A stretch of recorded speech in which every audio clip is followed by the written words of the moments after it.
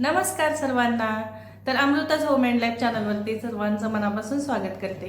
तर 2 दिवसांपूर्वी चॅनल मॉनिटायझेशनचा मी एक व्हिडिओ अपलोड केला होता आणि त्या व्हिडिओला खूप छान प्रतिसाद मला मिळालेला आहे. म्हणजे खूप साऱ्या कमेंट्स आलेल्या आहेत, खूप लोकांनी तो व्हिडिओ पण पाहिलेला आहे. आणि त्या व्हिडिओमध्ये मला म्हणजे कॉन्स्टंट अशा कमेंट्स पाहायला मिळाल्या की मॉनिटायझेशनचा क्रायटेरिया काय आहे आणि कोणत्या पद्धतीने आपण चॅनलवरती काम करायला पाहिजे किंवा चॅनलचा जो म्हणजे क्रायटेरिया जो आहे मॉनिटायझेशनचा तो आम्हाला सांग. आणि त्यासाठीच मी आज हा व्हिडिओ बनवत आहे. जर तुमचंही चॅनल मॉनिटाईज होणार असेल किंवा चॅनल तुमचं असेल त्यावरती तुम्ही काम करत असाल तर हा व्हिडिओ नक्कीच शेवटपर्यंत पहा.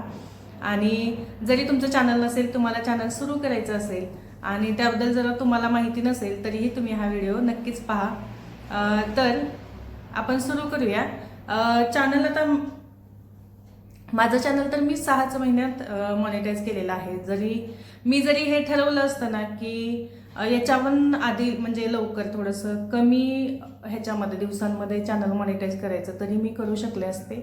पण सुरुवातीला माझ्याकडून काही थोड्याफार चुका झाल्या आणि त्याच तुमच्याकडे होऊ नयेत म्हणून मी हा व्हिडिओ बनवते. तर सुरुवातीला मी काही चुका केल्या म्हणजे मला फक्त सुरुवातीला आधी चॅनल सुरू करायचं होतं आणि चॅनल सुरू करायचं म्हणूनच मी केलं होतं. आणि त्याचा क्रायटेरिया काय असतो, यूट्यूबच्या पॉलिसीज काय असतात मॉनिटायझेशनच्या, हे एवढा काही त्याचा मी डिटेल अभ्यास केला नव्हता. पण आता मी जे चुका केल्यात ते तुम्ही करू नये म्हणून मी आता हा व्हिडिओ बनवत आहे.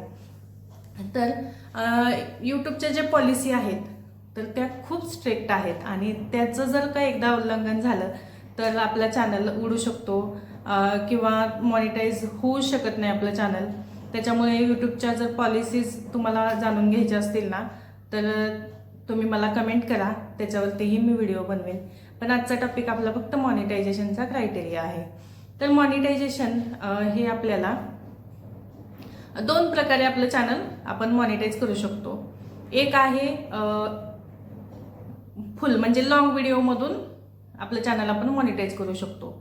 तर त्याचा क्रायटेरिया काय आहे, तर आपल्याला 1 वर्षामध्ये म्हणजे लॉंग व्हिडिओमधून जर आपल्याला चॅनल मॉनिटाईज करायचं असेल ना तर आपल्याला 1000 सबस्क्रायबर्स आणि 4000 वॉच हावर्स म्हणजे आपला जो व्हिडिओ असतो, आता आपण जे मोठे लॉंग व्हिडिओ बघतो ना तर ते जे व्हिडिओ आहेत, आता जर आपला सपोज एक 10 मिनिटांचा व्हिडिओ असेल आणि तो 10 लोकांनी पाहिला, त्यातल्या काही लोकांनी 2 तास म्हणजे 2 मिनिट पाहिला असेल, 5 मिनिट पाहिला असेल, तर ते सगळे काउंट होऊन आपल्याला जो वॉच टाइम मिळतो ना तो वॉच टाइम आपला 4000 तास असायला पाहिजे.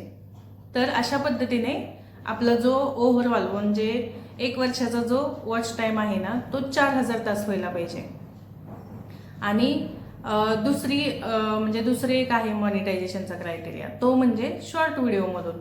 तर शॉर्ट व्हिडिओमधून आपल्याला 3 महिन्यांमध्ये 1000 सबस्क्रायबर्स आणि 10 लाख 10 मिलियन व्ह्यूज असायला पाहिजेत. म्हणजे आता शॉर्ट व्हिडिओला कसं असतं माहिती आहे का, ते व्हिडिओ व्हायरल जायला म्हणजे गेला तर आपलं नशीब चांगलं.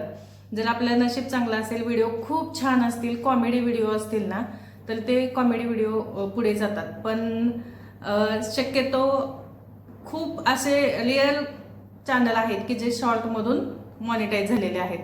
पण तुम्ही प्रयत्न करू शकता की पहिले 3 महिने शॉर्ट व्हिडिओवर काम करायचं आणि नंतर तुम्ही लॉंग व्हिडिओ बनवू शकता. पण कसं आहे माहिती आहे का, जर आपल्याला खरंच माहिती असेल की आपला शॉर्ट व्हिडिओ व्हायरल जाणार नाही किंवा जाऊ शकतो तर तुम्ही शॉर्ट व्हिडिओ बनवू शकता.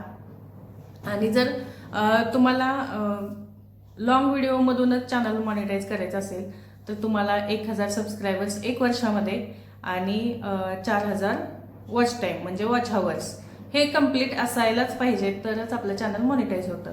आता 4000 तास वॉच टाईम आणि 1000 सबस्क्रायबर्स हे झालं फुल मॉनिटायझेशन. आता ह्याच्यामध्येच आपल्याला थोडंसं यूट्यूबने थोडीशी आणखी एक आपल्याला सवलत दिलेली आहे, ती म्हणजे हाफ मॉनिटायझेशन.